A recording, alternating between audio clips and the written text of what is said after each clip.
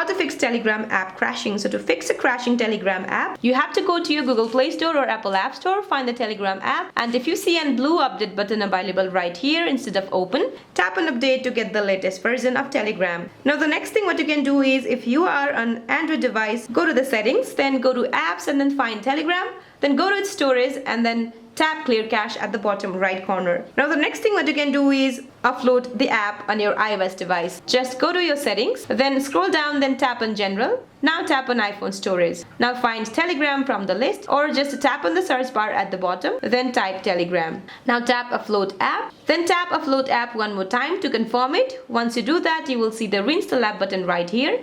Simply tap on it, or just go to your Apple App Store, find the Telegram app and then reinstall it from there. Also make sure that your phone has enough free space available so apps can run smoothly. So that's it for this video, guys. I hope this video is helpful. Please don't forget to like and subscribe. See you in my next video.